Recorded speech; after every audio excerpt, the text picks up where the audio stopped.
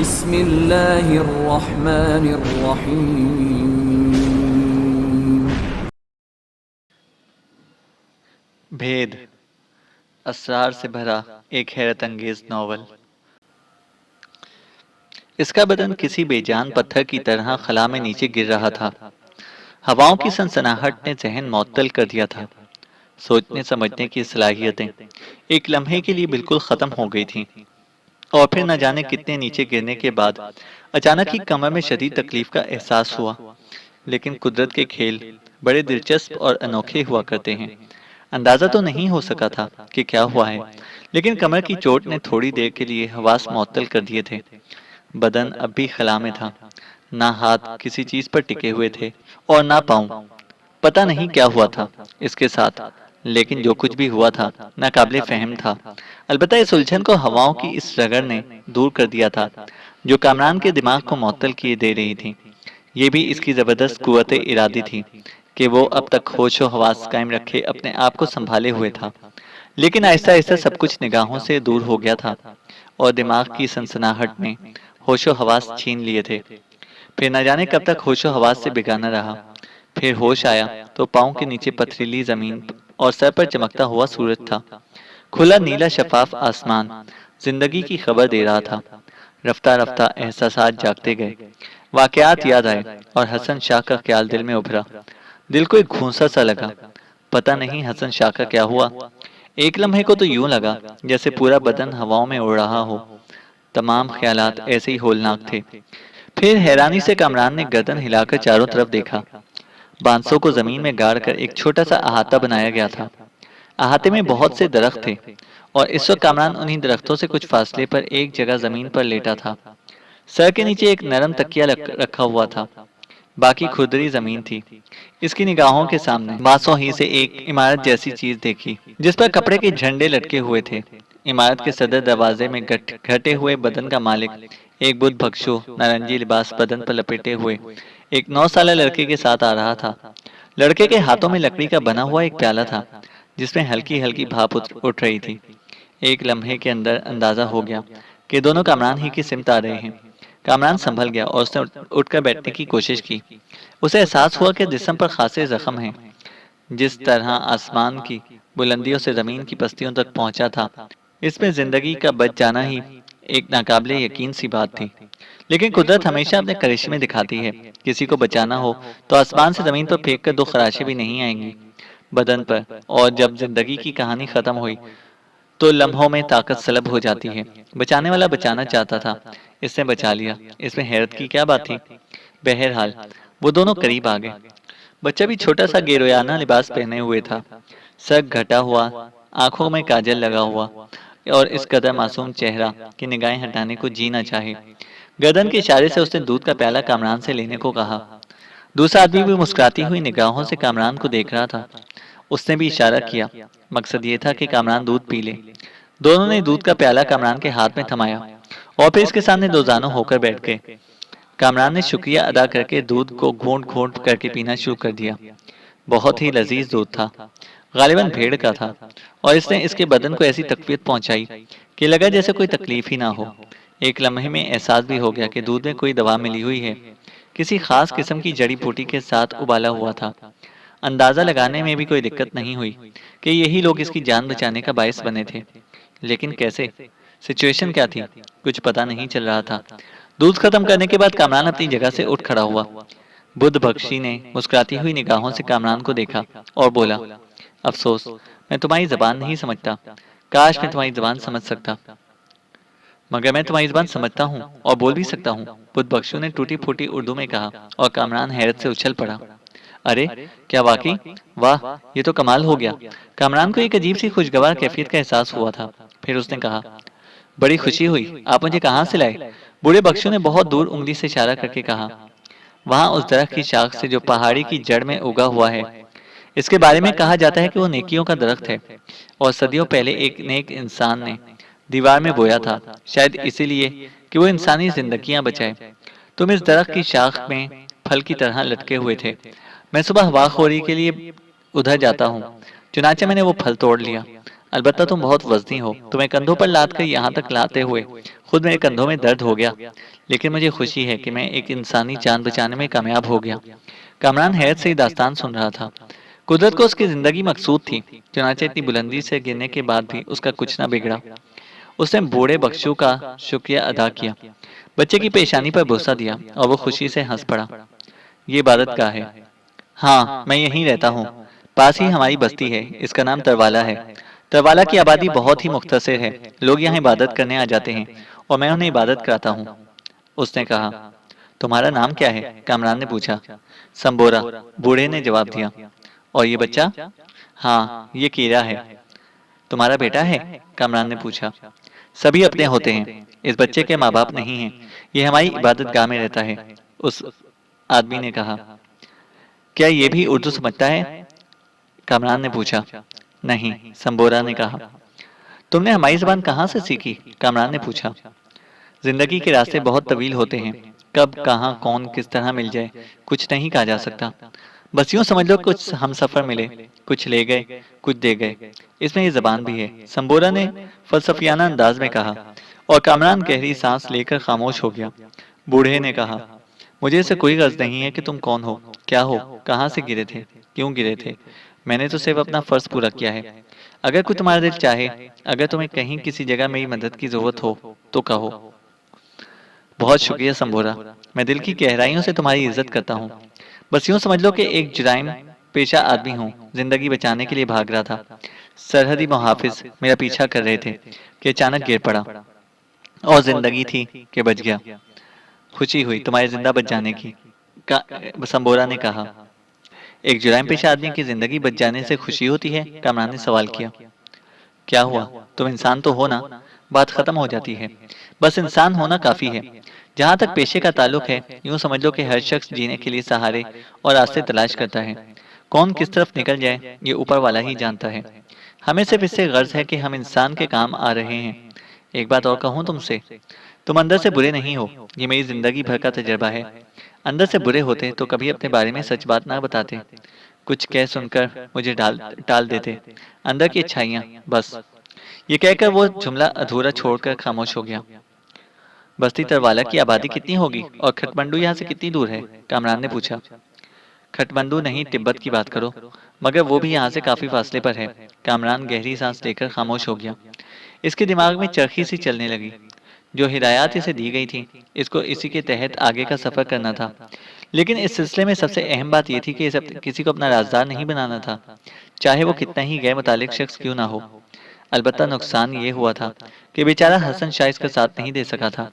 हसन शाह जिस हालत में था, इससे इस बात का अंदाजा तो बखूबी लगाया जा सकता था कि शायद ही अब वो इस दुनिया में हो।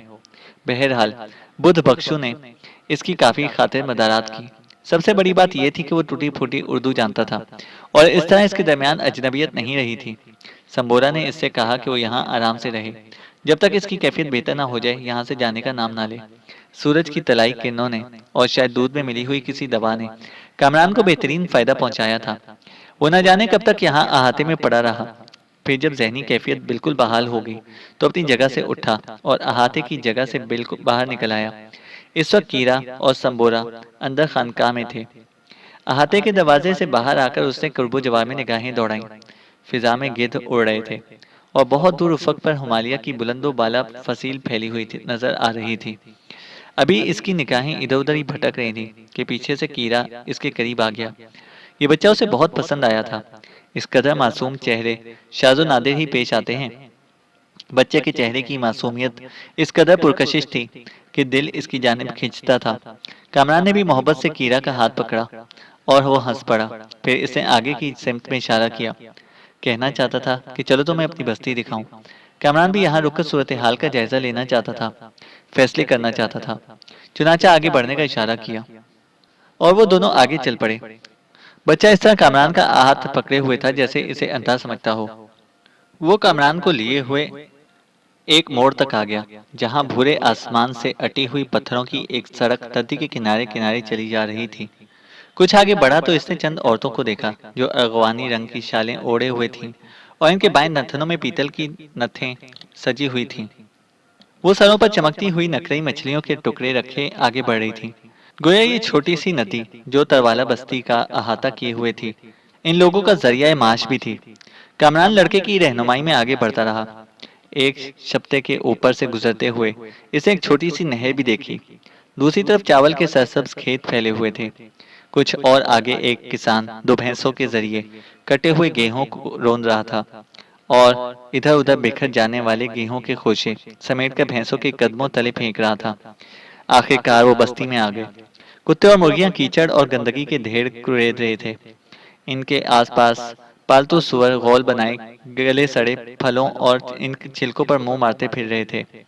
इन मदारत से गुजरता हुआ वो इस खस्ता हाल झोंपड़े पर जा रुका, जिसकी हालत काफी बोसीदा थी। कीरा ने इसे इशारा किया और झोंपड़े के अंदर चला गया। शायद वहां इसका कोई शनासा था और इसके बाद वो बाहर निकल आया। फिर काफी देर तक वो कामरान को इस टूटे फूटे बोसीदा गांव की सैर कराता रहा। छोटी सी जगह थी, बस थोड़ी ही देर में ये चक्कर पूरा हो गया। कामरान अब आगे के मंसूबे पर अमल करना चाहता था। जो तफसीलात उसे बताई गई थी, उसे उन्हीं के मुताबिक आगे का सफर भी करना था।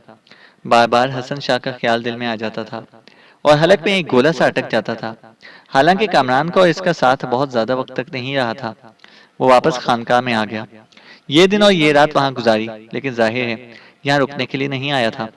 चुनाचा वहां से जाना जरूरी था और दूसरी सुबह वो अपने इन मोहब्बत भरे मेजबानों से रुखसत होकर एक सिमत का अंदाजा करके आगे बढ़ने लगा। कर्नल गुलनवाज ने इस पर जबरदस्त भरोसा कर लिया था। हालांकि कामरान ने अपनी जिंदगी में अपनी फितरत के मुताबिक बहुत ही पुरसकून लम्हात गुजारे थे। गुजरे हुए लम्हों की यादें बड़ी दिलकश हुआ करती हैं। कामरान की जिंदगी में भी ऐसे उलट फेर आए थे। सबसे ज्यादा दुख के वो लम्हात थे जब वो अपनी इकलौती बहन से महरूम हो गया था। कुदरत ने अब इसकी बहन के कत्ल को कैफर किरदार तक पहुंचा दिया था। लेकिन इसके बाद हाजी इलियास साहब और फिर कर्नल गुलनवाज के घराने की जिंदगी को एक बार फिर भरपूर सहारा दिया। वहां ऐसे ऐसे किरदार मिल गए जिन्होंने उसे हर तरह की बेहतरी मुहैया की और फिर वो जिंदगी के मामूल पर आ गया। बहरहाल सफर किया गया और वो आगे बढ़ता चला गया। खासा तवील सफर तय किया था। रास्ते अजनबी थे और वो एक अनजानी मंजिल की जानिब चला जा रहा था। सूरज सर पर से गुजर गया। वो अचानक इसे एहसास हुआ कि जिंदगी की जरूरियात के लिए इसे कोई बंदोबस्त नहीं किया। पेट में आग दौड़ रही थी, लेकिन इस आग को बुझाने के लिए कोई बंदोबस्त नहीं था। ज्यादा सफर नहीं किया था कि कुछ झाड़ियां नजर आईं जिनमें फल लगे हुए थे। इन फलों को बोट कहा जाता था और ये बेलों की शक्ल में फैल जाते थे। इंतहाई शुक्र अदा किया इसने अल्लाह ताला का कि इसे पेट भरने का बंदोबस्त कर दिया। इसने बहुत सी बूटियां और कचरियां खाईं और उन्हें अपने पास जखीरा भी कर लिया। फिर वहां से आगे बढ़ गया। शाम की झुकती हुई कजलाहटों में एक बस्ती नजर आई जो काफी पुरौनक थी और दूर ही से उसकी रोशनियां नजर आ रही थीं। बस्ती खासी बेहतर थी और वहां खाने पीने का बंदोबस्त भी हो सकता था। चुनाचा वो एक झोपड़ा टाइप के होटल में दाखिल हो गया, जहां सुर्ख टोपी वाले एक वेटर ने चावलों पर मुश्तमिल खाना लाकर सामने रखा। शदीद भूख में ये एक नेमत थी। खूब पेट भरकर खाया और तबीयत सीर हो गई। रात गुजारने के लिए एक सायेदार दरख्त का इंतखाब किया और इसके नीचे जाकर लेट गया। वो अब अपने अंदर खासा एतमाद पैदा कर चुका था और इस एतमाद ने उसे नींद मुहैया कर दी। दूसरी सुबह जब वो जागा तो अपने सोने की जगह से चंद गज के फासले पर कुछ खेमे नजर आए। ये यकीनी बात थी कि रात को ये खेमे यहाँ मौजूद नहीं थे। गोया रात ही के किसी हिस्से में यहाँ ये आबादी हुई है। पता नहीं किस तरह के खेमे हैं और कौन लोग हैं। कुछ देर बाद इसने इन खेमों के दरमियान चंद लोगों को चलते फिरते देखा और ये देखकर इसे एकदम खुशी का सा एहसास हुआ कि इनमें सफेद चमड़ी वाले लोग नजर आ रहे थे। वो फुर्ती से अपनी जगह से उठ खड़ा हुआ। सामने ही चंद नौजवान नजर आ रहे थे। वो आपस में बातें करते हुए एक तरफ जा रहे थे। वो ऐसा ऐसा चलता हुआ उनके करीब पहुंच गया। अजनबी दुनिया, अजनबी लोग, बड़ी अजीबो गरीब कैफियत होती है इंसानों की। वहां अगर कोई इंतहाई गैर भी नजर आ जाए और अपना अपना सा लगे तो दिल बेख्तियार उसकी जानिब खींचता है। जिस तरह कामरान इन लोगों की तरफ मुतवज्जा हुआ था, इसी तरह वो लोग भी इसी तरफ तवज्जा दे रहे थे। और फिर उन्होंने मुस्कुराते हुए कामरान का खैर मुकद्दम किया। हेलो, उनमें से एक शख्स बोला। हेलो सर, आप? हाँ, यूरोपियन, हम लोग इंग्लैंड से हैं। इसी वक्त खेमे से एक लड़की बाहर निकल आई। ये चुस्त पतलून में मलबूस थी और बहुत खूबसूरत थी। वो भी इसके करीब ही आ गई। आप अकेले हैं मिस्टर? एक नौजवान ने कामरान से पूछा। हाँ, बिल्कुल अकेला, कामरान ने कहा। इन्हीं इलाकों में रहते हैं? नहीं, अजनबी हूँ। आप लोग? कामरान ने पूछा। हम टूरिस्ट हैं, इन इलाकों की सैर कर रहे हैं, उनमें से एक बोला। मेरा नाम कामरान है, और वो लोग भी अपना तारुफ कराने लगे। लड़की ने अपना नाम रीटा ग्रोजर बताया और कामरान से बाकायदा हाथ मिलाया। वो कहने लगी, मगर ताज्जुब की बात यह है कि आप अकेले ही सयाहत कर रहे हैं। मेरे साथ कुछ लोग थे जो ये सफर अधूरा छोड़कर चले गए। अब मैं तन्हा ही इन इलाकों में भटक रहा हूँ, कामरान ने कहा। हमारे साथ क्यों नहीं इख्तियार कर लेते? एक अच्छे साथी साबित होंगे हम। क्यों नहीं, मैं जानता हूँ, कामरान ने खुश इखलाकी से कहा। आइए मैं आपको अपने डैडी से मिलाऊं, रीटा ने कहा, और कामरान उसके साथ चल पड़ा। दूसरी तरफ घूमा तो कॉफी की सोंधी सोंधी बू नाक से टकराई, और कामरान ने दिल ही दिल में सोचा कि बीबी, तुम एक अच्छी साबित साबित हो या ना हो, जाहिर है ऐसा मुमकिन नहीं है, क्योंकि मेरी मंजिल और है और तुम्हारी मंजिल और। हाँ, ये मुमकिन हो सकता है कि थोड़ा सा वक्त तुम्हारे साथ भी गुजर जाए, और कुछ नहीं तो कम से कम खाने पीने की थोड़ी अच्छी चीजें जरूर मिल जाएंगी। दूसरी तरफ एक खेमे के सामने फोल्डिंग स्टूलों पर कई अफराद बैठे हुए थे। कुछ उम्र रसीदा थे, कुछ नौजवान थे। रीटा के अलावा 3 लड़कियां और थीं। थोड़े फासले पर चंद मजदूर या मुलाजिम टाइप के लोग खाना तैयार कर रहे थे। स्टूलों पर बैठे हुए लोगों ने चौंक कर कामरान को देखा, और रीटा ग्रोजर बोली, ये मिस्टर कामरान है डैडी, और मिस्टर कामरान ये मेरे डैडी हैं। हेलो, उम्र रसीदा अफराद में से एक ने कहा। सॉरी सर, शायद मैं आपकी गुफ्तगू के दौरान मुखल हुआ हूँ, कामरान ने कहा। नहीं माय डियर, मेरा नाम नील ग्रोजर है, और ये मेरे दोस्त। वो तमाम लोगों का तारुफ कराने लगा। सब खुश इखलाकी से कामरान से मिले। मिस्टर ग्रोजर ने मुस्कुराते हुए कहा, और ये मेरी बेटी बेटी रीटा ग्रोजर। ये कहकर मिस्टर ग्रोजर हंस पड़ा। मिस्टर कामरान भी टूरिस्ट हैं डैडी, और इनके साथी इन्हें छोड़ गए हैं। नो प्रॉब्लम, हम इन्हें कंपनी देंगे। क्यों मिस्टर कामरान, क्या आप हमारे साथ आगे का सफर करना पसंद करेंगे? सर, अगर आप पर बोझ ना बनूं, कामरान ने इनकिसारी से कहा। इंसान इंसान पर कभी बोझ नहीं बनता। बहरहाल वो लोग खासे खुश इखलाक थे। थोड़ी ही देर में कामरान उनसे घुल मिल गया। जिन दूसरे लोगों का उससे तारुफ कराया गया था, उनमें एक शख्स का चेहरा कामरान को कुछ अजीब सा लगा। तबाक जैसा गोल चेहरा, मुड़ी हुई नाक, उल्लुओं जैसी गोल गोल आंखें, पतले पतले भिंचे हुए होंठ। वो किसी से आंख मिलाकर बात नहीं करता था। चेहरे पर भी अजीब सी जर्दी फैली हुई थी, लेकिन इसने इंतहाई नर्म लहजे में कामरान को हेलो कहा। यूरोप के आजाद मंच लोग थे, और कामरान वैसे भी बस इनके साथ थोड़ा सा वक्त गुजारना चाहता था। चुनांचे इसने किसी बात पर भी खासी तवज्जो ना दी, बस रीटा ग्रोजर से जरा लगावट के साथ पेश आया था, और मिस्टर ग्रोजर भी एक अच्छी शख्सियत के मालिक थे। बाद में कामरान रीटा से इस बारे में मालूमात हासिल करने लगा, तो रीटा ने कहा, मैं और डैडी इन इलाकों के बारे में एक किताब लिखना चाहते हैं। यहाँ के रस्म रिवाज, इलाके, और यहाँ के रहने वालों की जिंदगी के बारे में। तिब्बत की पुरस्कार कहानियां जिनके जहन में गर्दिश करती रहती हैं। इन तमाम लोगों का एक ग्रुप बनाया गया है, और इनमें से हर शख्स अपने अपने मकसद की तकमील के लिए इस तरफ आया है। वैसे मिस्टर कामरान, आपके इस सिमत सफर करने का कोई खास मकसद है? रीटा ने पूछा। हाँ, क्यों नहीं। मेरे साथी एक मंसूबा बनाकर चले थे। इन्हें यहाँ शायद खजानों की तलाश थी, लेकिन मैं बजाते खुद खजानों के चक्कर में पड़ने वालों में से नहीं हूँ। मेरा मकसद सिर्फ इन पुरस्कार इलाकों की सैर थी, और मैं बुद्ध मजहब के बारे में ज्यादा से ज्यादा जानने का शौकीन था, और यही शौक मुझे इस सब खींच लाया। वेरी गुड, अच्छी बात है, ये तो एक दिलचस्प शौक है, रीटा ग्रोजर ने कहा। ये लोग फराग दिल थे। उन्होंने बगैर किसी लालच और जरूरत के कामरान को अपने आप में जम कर लिया। रीटा ग्रोजर ने मिस्टर ग्रोजर को कामरान के मकासद के बारे में बता दिया। मिस्टर ग्रोजर ने कहा, तहकीक से बेहतर और कोई शौक नहीं है। अगर इंसान के अंदर ये तजस्सुस ना हो, तो शायद दुनिया एक खोल में बंद होकर रह जाए, कोई काम नहीं हो। नौजवान, तुम हमारे साथ रहो, हम तुम्हें अपने दरमियान खुश आमदीद कहते हैं। बेहद शुक्रिया, लेकिन यही चीज इंसानों के दरमियान मुश्तरक होती है, कामरान ने कहा। हम यहाँ से राका पोशी की समत चलेंगे। रास्ते में कई बस्तियां आती हैं, वहां से जरूरियात जिंदगी हासिल करेंगे। एक लम्हे के अंदर अंदर कामरान के जहन में कई छन्नाके हुए। राका पोशी ही वो जगह थी जहाँ के बारे में इसे खसूसी तौर पर हिदायत दी गई थी, और इसे मुख्तलिफ काम सर अंजाम देते हुए राका पोशी ही पहुंचना था। वो इनके दरमियान खूब घुल मिल गया। जिस इलाके में वो लोग इस वक्त मौजूद थे, इनमें चारों तरफ बर्फ पोश चोटियां बिखरी हुई थी। एक तेजो तंद दरिया कोई 3 मील के फासले पर बह रहा था। बहरहाल रीटा ग्रोजर और दूसरी लड़कियां भी कामरान से बातचीत करती रहीं, और फिर दोपहर के बाद इन लोगों ने आगे के सफर का फैसला किया। इनके साथ एक दो खच्चर भी थे। ज्यादा उम्र रसीदा लोग खच्चरों पर ही सवार हो गए, बाकी लोग पैदल सफर कर रहे थे। चुनांचे सफर की रफ्तार सिर्फ इतनी ही थी जितनी हो सकती थी। ये सफर शाम तक जारी रहा। दरिया नजर आया जो आगे जाकर सीधा चला जाता था। फिर कुछ और आगे बढ़े तो काफी फासले पर एक बहुत बड़ा आबशार नजर आया। जो बादलों से गुजरता हुआ महसूस हो रहा था। इसकी मुतरन्नम आवाज कानों को बहुत भली मालूम हो रही थी। पता चला कि आगे सांता नामी गांव है और इन लोगों ने इसी गांव का रुख किया। लेकिन फासला अब भी इतना था कि गांव तक पहुंचते पहुंचते रात हो गई। बुलंदी से गहराइयों में मध्यम रोशनियां टिमटिमाती हुई नजर आईं। सबसे करीब की एक कुटिया में शायद पंचक्की चल रही थी। अतराफ में जगह जगह लंगूर गोल बनाए फिर रहे थे। आखिरकार एक जगह खेमे लगा दिए गए। लेकिन कुर्बो जवार में लंगूर मौजूद थे जो खाने पीने की अशिया की ताक में चक्कर लगा रहे थे। कुछ लोगों ने उन्हें भगाने की जिम्मेदारी संभाल ली, लेकिन इन कोशिशों से लंगूरों पर कोई असर नहीं पड़ा। थोड़ी देर के बाद केरोसिन के चूल्हे रोशन कर लिए गए और सब लोग दिलचस्पी से खाने पीने की तैयारियों में मसरूफ हो गए।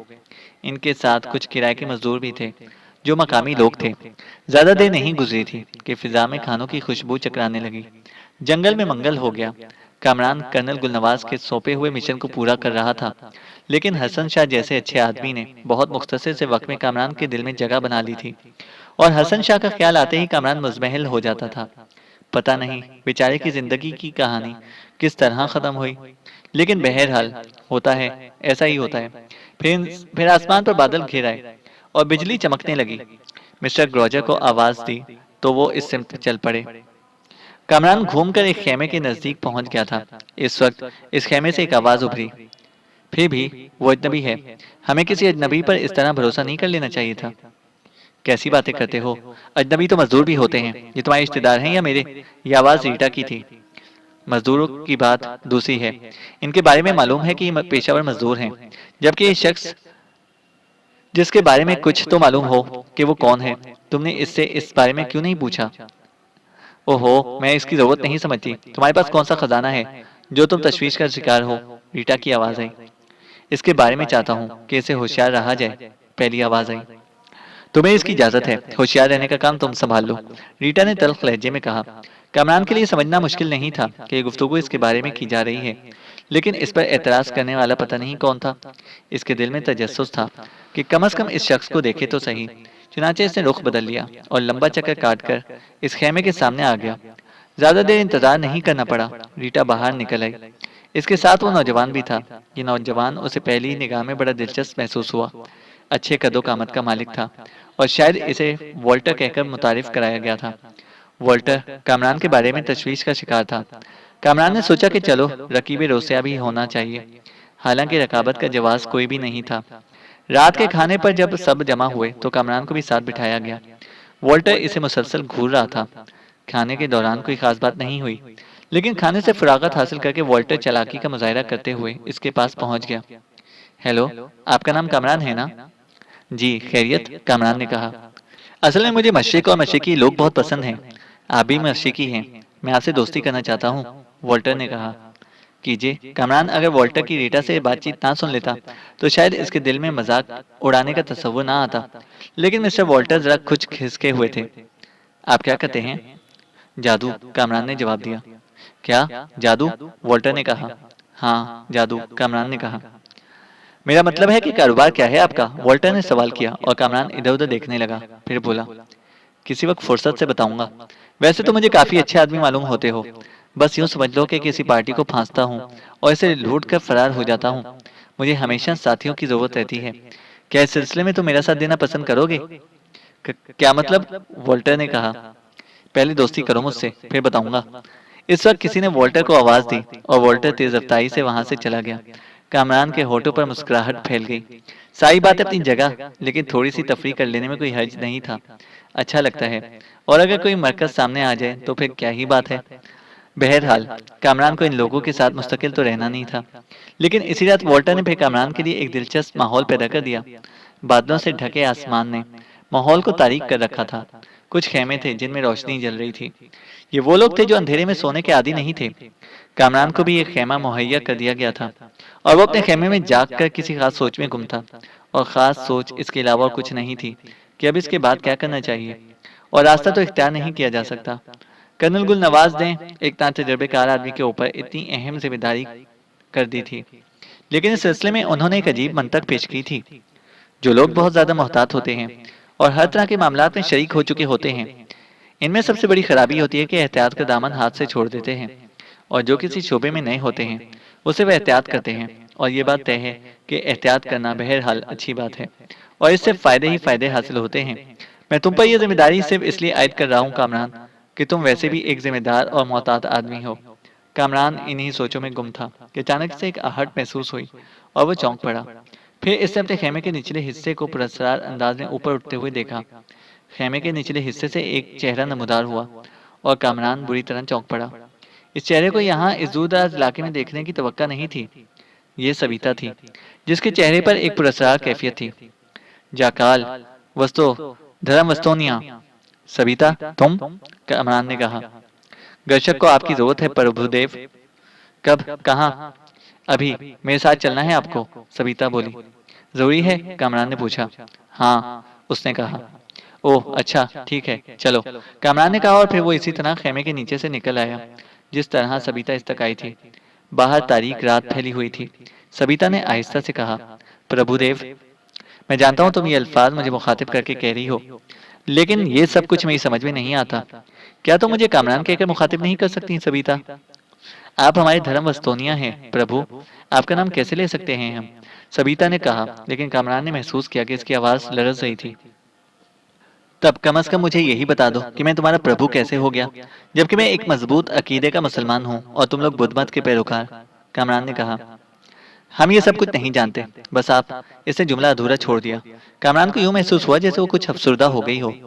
कामरान गहरी सांस लेकर खामोश हो गया। इसे अच्छी तरह अंदाजा था कि वो इंतहाई पुरस्कार हालात में गिर गया है। खास तौर से इस वक्त से वो अजीब सी कैफियत का शिकार हो गया था जब से इसे अमीना सल्फा ने वो वीडियो दिखाई थी और इसमें इसने अपने आप को अजीब हालत में देखा था। खासा फासला तय हो गया और फिर तारीकी में एक मध्यम रोशनी नजर आई। सविता का रुख उसी रोशनी की तरफ था। कुछ देर के बाद दोनों वहां पहुंच गए। ये एक बुद्ध खानका थी जो एक पहाड़ी के दामन में वाक़ थी। मध्यम रोशनी खानका में रोशन मशल की थी और यहाँ गर्शक इनका इंतजार कर रहा था। रखा दो। तस्वीर बालखंड पाताल परमति। वो रुकू की कैफियत में झुककर बोला। तुम यहाँ कैसे गर्शक? कामरान ने पूछा। जहाँ आप प्रभु वहाँ हम, गर्शक मुस्कुराकर बोला। बड़ी अजीब बात करते हो तुम, कामरान ने कहा। हम एक ही रास्ते पर बढ़ रहे हैं प्रभुदेव। एक बात बतानी थी आपको। बताओ, कामरान ने पूछा। इन लोगों को अभी छोड़ दें, वो सब ठीक हैं, लेकिन इनमें एक, वो आपके हक में ठीक नहीं है। वल्लाह, कामरान ने पूछा। नहीं परमति। फिर कौन? बस आप अभी उनसे हट जाएं। थोड़ी दूर जाएंगे तो आपको एक और ग्रुप मिलेगा। आर्जी तौर पर आप इनका साथ हासिल कर लें, गर्शक ने कहा। इससे क्या होगा? आपको एक खंदक मिलेगी प्रभु। क्या वो मेरे लिए तैयार होगी? हाँ। क्या कर्नल गुलनवाज मुझे यहाँ मिल सकेंगे? कामरान ने पूछा। वो लोग इसी तरफ आ रहे हैं। कामरान ने खामोशी से गर्दन हिला दी। गर्शक और सबिता इससे बहुत बातें की। उन्होंने इसे मुतमईन कर दिया था। फिर इसे ग्रोचन और बमलकोर मिले और किसी न किसी तरह वो इनमें शामिल हो गया। ग्रोचन और बमलकोर अनोखे और दिलचस्प किरदार थे। ग्रोचन एक खूबसूरत संहाली था। कायनात में इसे बमल कौर से ज्यादा हसीन और कोई नहीं लगता था। वो सोचता था कि भगवान ने इसे बमल कौर की शक्ल में सब कुछ दे दिया है, लेकिन ये सपना टूट गया, अचानक टूट गया। अनोखी कहानी थी उसकी। श्रीलंका में कंदी के पहाड़, सरसब्ज पहाड़ों के दरमियान एक छोटी सी बस्ती थी। इसका खानदान संहाली कबीले से ताल्लुक रखता था। माँ मर चुकी थी। दो बहनों की शादी हो चुकी थी और बूढ़ा बाप नीलम की कान में मजदूरी करता था। इसने जिद करके गुरुचन को कोलंबो भेजा ताकि वो पढ़ लिख कर इसके बुढ़ापे का सहारा बने। जब वो कोलंबो जा रहा था तो रात को बमल कौर इसके सीने से लगकर सिसकियां लेती रही। इसने सारी रात बमल कौर को यकीन दिलाया कि वो एक पल के लिए इसे ना भुलाएगा। इसने ये भी यकीन दिलाया था कि पढ़ लिख कर वो बड़ा आदमी बन जाएगा। फिर वो बोसीदा मकान में नहीं रहेंगे, वो नौकरी करेगा। बमल कौर को शहर ले जाएगा जहां वो सुख और इत्मीनान की जिंदगी बसर करेंगे। हर साल वो बमल को यही सपने दिखाता। हर साल वो अहदो पैमान करते और इस तरह वो बचपन से निकलकर जवानी की सरहद पर पहुंचे। गुरुचंद बड़ा होकर एक कड़ियल जवान बन गया। इनकी मोहब्बत भी उम्र के साथ साथ परवान चढ़कर जवानी के इस मोड़ पर पहुंच गई जहां होशो खर्द काम करना छोड़ देते हैं। जब शबाब की ऊंची पगडंडी मोहब्बत को हसीन हसीन सपनों की दुनिया में ले जाती है जहां फासले कुर्बतों में बदल जाते हैं और जज्बात कैदो बंद की बंदिशों को तोड़ देने के लिए मचलने लगते हैं। लेकिन इन्हीं दिनों गुरुचंद के बाबू अचानक चल बसे और नीलम की कान के मालिक गरधारी लाल जी ने गुरुचंद को अपने दफ्तर में बुला भेजा। वो कान का मुआयना करने आए थे और इनको इसके बाप की खबर मिली तो उन्होंने बड़ा अफसोस जाहिर किया। और जब इन्हें मालूम हुआ कि गुरुचंद पढ़ा लिखा है तो इन्हें बड़ी दया आई। कम से कम गुरुचंद को बड़े बाबू ने यही बताया था। गुरुचंद जब इनसे मिलने पहाड़ी के नीचे बने हुए रेस्ट हाउस में पहुंचा तो ये देखकर हैरान रह गया कि गरधारी लाल हट्टा कट्टा जवान आदमी था, 35-40 के लगभग का, मजबूत और तवाना और सूरत शक्ल से खासा दिलकश और बावकार नजर आता था। लेकिन इसकी आंखों में लोमड़ी जैसी मक्कारी थी। इसने गुरुचंद को अपने दफ्तर में मुलाजिम रख लिया और फौरन कोलंबो पहुंचकर काम संभालने का हुक्म दिया। गुरुचंद के लिए इससे ज्यादा खुशी की बात और क्या हो सकती थी, लेकिन वो बमल कौर को छोड़कर जाते हुए बड़ा दुख महसूस कर रहा था। इसने अपनी बेवा चाची को यकीन दिलाया कि शहर पहुंचते ही वो इन दोनों को बुला लेगा। बमल कौर की माँ उसकी सगी चाची ना थी, लेकिन चूंकि वो इसके बाप की दोस्त की बीवी थी, इसलिए बचपन से ही वो इसे चाची कहता था। गिरधारी ने गुरुचंद को पेशगी रकम दी और ठहरने के लिए कंपनी के गोदाम के ऊपर वाला कमरा भी दे दिया। गुरुचंद इस मेहरबानी पर हैरान था। गिरधारी ने जब इससे कहा कि वो अपनी चाची और बमल कौर को बुलाए तो गुरुचंद को पहली बार शक हुआ, लेकिन गिरधारी ने हंसकर उसे बतलाया कि बड़े बाबू ने उसे सब कुछ बतला दिया था, तो वो मुतमईन हो गया। इसका दफ्तर बंदरगाह पर था, जहां गिरधारी एंड कंपनी के कई बड़े गोदाम भी थे और सारे लोग काम भी यहीं करते थे। गुरुचंद ने बमल कौर और उसकी माँ को बुलाने में देर ना की, लेकिन फिर आहिस्ता आहिस्ता उसे गिरधारी के बारे में सब कुछ मालूम हो गया। नीलम की कान के अलावा वो कई बड़े स्टीमरों और एक छोटे जहाज का भी मालिक था।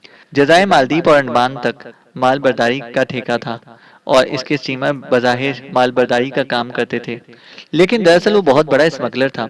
कान से निकलने वाले नीलम का बेहतरीन हिस्सा वो हुकूमत से छुपाकर स्मगल कर दिया करता था। वो शराबी और खतरनाक किस्म का बदमाश था। अय्याशी के लिए इसके बंगले पर बड़े बड़े सरकारी अफसर दावत पर आते थे और गिरधारी से दुश्मनी करने वाले की जिंदगी श्रीलंका में सलामत न रह सकती थी। इसके यहाँ पेशावर कातिल मुलाजिम थे और इसकी मर्जी के खिलाफ काम करने वाले की लाश अमूमन समंदर से बरामद होती थी। गुरुचंद ने सोचा कि नौकरी छोड़कर गांव वापस चला जाए, लेकिन फिर इसने सोचा कि इस तरह गिरधारी नाराज हो जाएगा और फिर गांव जाकर वो क्या खाएगा। बमल कौर से किया हुआ सुख इत्मीनान की जिंदगी का वादा कैसे पूरा होगा। यहाँ इसको माकूल तनख्वाह मिलती थी, रहने को ठिकाना था। चंद माह बाद वो बमल कौर को हमेशा के लिए अपना लेगा और फिर इसे गिरधारी की जाती जिंदगी से क्या सरोकार था। वो कितना ही बुरा क्यों ना हो, इसके साथ तो मेहरबानी से पेश आता था। इस तरह कई माह गुजर गए। बमल कौर दिन भर उसका इंतजार करती। शाम को वो दफ्तर से आता तो दोनों साथ मिलकर खाना खाते और फिर घूमने के बहाने साहिल पर निकल जाते। चांदनी रात में बमल कौर उसे किसी दूसरे आसमान की अप्सरा नजर आती। वो जवान होकर क्यामत बन चुकी थी। इसका अंग अंग चांदनी में कुंदन की तरह दमकता। इसका हसीन चेहरा, दिल नवाज मुस्कुराहट और मोहब्बत से मखमूर निगाहें गुरुचंद को दीवाना बना देती, तो बमल कौर उसे प्यार से दूर धकेल देती और याद दिलाती कि मिलाप की घड़ी अभी नहीं आई। गुरुचंद हर महीने पर फैसला करता कि बस अब महीने की तनख्वाह मिलते ही ब्याह कर लेगा, लेकिन हर माह बचने वाली रकम इस काम के लिए काफी ना होती। शहर का खर्च, 3 अफराद की जिम्मेदारी पूरी करने के बाद इतनी रकम न छोड़ता कि ब्याह के लिए कपड़े और जेवरात खरीद सके। इस तरह दिन गुजरते जा रहे थे और गुरुचंद की परेशानियां बढ़ती जा रही थी। फिर एक दिन जब वो घर पहुंचा तो बमल कौर मौजूद ना थी। चाची परेशान बैठी थी। गुरुचंद को देखते ही वो हैरत से खड़ी हो गई। गुरुचंद ने पूछा कि बमल कौर कहाँ है, लेकिन चाची जवाब देने की बजाय उसे फटी फटी निगाहों से देखती रही। और जब गुरुचंद ने फिर वही सवाल किया तो चाची ने बदवासी के आलम में बताया कि बमल कौर तो काफी देर पहले उसी के पास गई थी। गुरुचंद ने हैरान होकर चाची को देखा। मेरे पास? हाँ, तेरे पास, चाची रोते हुए बोली। दफ्तर का आदमी आया था, उसने बताया कि तू जख्मी हो गया है और इसे फौरन बुलाया है। गुरुचंद का सर चकराया। वो उल्टे पांव वापस दफ्तर पहुंचा। एक एक से पूछा, लेकिन सबने लाइलमी का इजहार किया। बाज ने मायने खेज अंदाज में मुस्कुराकर उसे देखा। गुरुचंद बदवासी और गुस्से के आलम में वापस जा रहा था तो गोदाम के आगे बूढ़े चौकीदार चंद्रनाथ ने उसे इशारे से बुलाया। क्या तेरी पत्नी बड़ी सुंदर थी गुरुचंद बाबू? हाँ बाबा, लेकिन क्या तुमको पता है कि वो कहाँ है? नहीं पुत्र, पता तो नहीं है। वो खामोश हो गया। बोलो ना बाबा, क्या बात है? गुरुचंद ने कहा। ये गधाई लाल बड़ा मूर्ख है पुत्र, मुझे डर है कि उसने तेरी पत्नी को उठवा लिया है, चौकीदार ने कहा। लेकिन ये कैसे हो सकता है बाबा? मैं तो तू कुछ नहीं कर सकता बाबू, गदारी राक्षस है। इसने कितनी कुंवारियों को नाश किया है और हम लोग और हम गरीब लोग इसका बिगाड़ भी क्या सकते हैं, चौकीदार ने कहा। गुरुचंद ने और कुछ नहीं सुना था। इसे गिरधारी का बंगला मालूम था और अब इसे एक एक करके सारी बातें समझ में आ रही थीं। गिरधारी की मेहरबानियां, इसे मुलाजमत देकर कोलंबो बुलाना, फिर बमल और उसकी माँ को बुलाने की तरकीब देना, ये सब एक चाल थी, बमल कौर को हासिल करने की चाल। गिरधारी लाल का बंगला एक बहुत बड़े बागीचे के दरमियान वाक़ था, जिसकी बुलंद चारदीवारी पर खारदार तारों की बाड़ थी। गेट पर मुसल्ला चौकीदार होता था, जो जाहिर है इसे अंदर ना जाने देगा। आसपास दूर दूर तक कोई मकान ना था। कुछ फासले पर समंदर था, जहाँ एक छोटी सी जेटी थी। इसके बराबर ही वो बोट हाउस था, जिसमें गिरधारी की मोटर बोट खड़ी होती थी। जेटी से बंगले तक जाने वाली सीढ़ियाँ जिस गेट पर होती थीं, वो भी बंद रहता था। वो बंगले की चारदीवारी के गेट चक्कर काटता रहा और बिलाखिर इसे घने पेड़ की एक शाख नजर आ गई, जो चारदीवारी के करीब थी। गुरुचंद बचपन से पेड़ों पर चढ़ने की महारत रखता था। इसे शाख के सहारे अंदर छलांग लगा दी। घने दरख्तों में घिरा हुआ बंगला हर सिमत रोशन था। अंदर बहुत से मुलाजमों की आमदोरफ्त से अंदाजा हो रहा था कि बहुत से लोग मौजूद हैं। गुरुचंद ने दरख्तों और झाड़ियों की आड़ में बढ़ना शुरू किया और बंगले के उकबी हिस्से में पहुंच गया। दरवाजा बंद था, लेकिन खुशकिस्मती से वो एक खिड़की को खोलने में कामयाब हो गया। वो कमरा जिसमें गुरुचंद दाखिल हुआ बिल्कुल तारीक था। कुछ देर बाद इसकी आंखें तारीकी से मानूस हुईं, तो उसने देखा कि कोने में रखी हुई अलमारी के अलावा कमरा बिल्कुल खाली था। सामने एक और दरवाजा था। उसे खोलते ही कहकों और बातें करने की आवाजें सुनाई देने लगीं। एक लंबी सी राहदारी सामने चली गई थी, जिसके दोनों जानिब कमरे थे। राहदारी के आखिर में खुलने वाला बड़ा दरवाजा हॉल में खुलता था, जहां से आवाजें आ रही थीं। दबे पांव आगे बढ़कर उसने दरवाजे का हैंडल घुमाया। दरवाजा खुला हुआ था। इसने दरवाजे से झांक कर देखा। कमरे में गद्दारी के अलावा और मेहमान भी थे, लेकिन गद्दारी इन सबसे अलग एक सोफे पर जिस शख्स के साथ बातें कर रहा था वो कोई गैर मुल्की था। इसकी उम्र 60 साल के लगभग होगी। चेहरे पर घनी दाढ़ी थी। उम्र के बावजूद मजबूत जिसामत का मालिक था। मेहमानों में कई औरतें भी थीं, लेकिन इनमें बमल कौर का कुछ पता ना था। एक लम्हे को गुरुचंद ने सोचा कि मुमकिन है इसका शुबा गलत हो, बमल कौर घर वापस पहुंच चुकी हो। लेकिन फिर इसे ख्याल आया कि जिस किसी ने भी बमल कौर को धोखे से बुलाया था, इसे वापस भेजने की नीयत से नहीं बुलाया था, और ये हरकत गिरधारी के अलावा और कौन कर सकता था। इसे दूसरा कमरों की तलाशी लेना चाहिए। अभी इसने ये इरादा ही किया था कि गिरधारी इस गैर मुल्की के साथ उठकर इस दरवाजे की सिमत बढ़ा, जिसके पीछे गुरुचंद खड़ा हुआ था। गुरुचंद फुर्ती के साथ पीछे हटा। इसने जल्दी से करीबी दरवाजा खोला और अंदर दाखिल हो गया। इसका दिल जोर जोर से उछल रहा था। अगर गरदाई ने उसे पकड़ लिया तो खैर ना होगी। तारीकी में इसने आंखें फाड़ फाड़ कर देखा। ये एक कुशादा और चौकोर कमरा था। दरमियान में एक मेज रखी हुई थी, जिसके गिर्द दो कुर्सियां थीं। दूसरी जानिब एक रिवॉल्विंग कुर्सी थी। एक से बड़ा सा सोफा था। मेज के दाएं जानिब एक कैबिनेट रखी हुई थी। इसी लम्हे राहदारी का दरवाजा खुला और गिरधारी ने अंदर दाखिल होकर स्विच दबाया। राहदारी रोशन हो गई। वो इसी कमरे की सिमत बढ़ा, जिसके पीछे गुरुचंद छुपा हुआ था। गुरुचंद बदमाशी के आलम में पीछे हटा। छुपने के लिए कोई जगह ना थी। इसने सोफे के पीछे छलांग लगा दी और सांस रोककर लेट गया। इसी लम्हे दरवाजा खुला और कमरा रोशन हो गया। अब यहाँ बैठकर इत्मीनान से गुफ्तगू हो सकेगी। आवाज गैर मुल्की की थी। तशरीफ रखिए, गिरधारी ने कहा। बात करने के लिए इससे भी ज्यादा महफूज जगह मौजूद है। गुरुचंद ने गर्दन उठाकर देखा। गिरधारी और गैर मुल्की आमने सामने बैठे थे। गिरधारी ने हाथ बढ़ाकर मेज में लगा हुआ एक बटन दबाया और अचानक फर्श का वो हिस्सा जहां वो दोनों बैठे थे जमीन में धंसने लगा। गैर मुल्की ने घबराकर कुर्सी का दस्ता पकड़ लिया। आराम से बैठे रहिए, गिरधारी की आवाज सुनाई दी, और फिर मेज कुर्सियों समेत फर्श का वो हिस्सा लिफ्ट की तरह खला में गायब हो गया। चंद लम्हे बाद गुरुचंद अपनी जगह से उठा। इससे अभी कदम बढ़ाया ही होगा कि बिला किसी आवाज के फर्श फिर बराबर हो गया। मेज कुर्सी वापस आ गई, लेकिन गिरधारी और गैर मुल्की का पता ना था। वो बिलाशुबा किसी खुफिया तहखाने में गए थे। गुरुचंद शायद आम हालात में ये राज जानने की कोशिश ना करता, लेकिन इसे बमल कौर की तलाश थी, और अब उसे यकीन हो रहा था कि अगर गिरधारी ने उसे अगवा किया है तो वो जरूर इसी जेरे जमीन जगह पर होगी। चैनल को सब्सक्राइब करें और बेल आइकन को प्रेस करें ताकि हमारी हर अपडेट आपको बर वक्त मिल सके।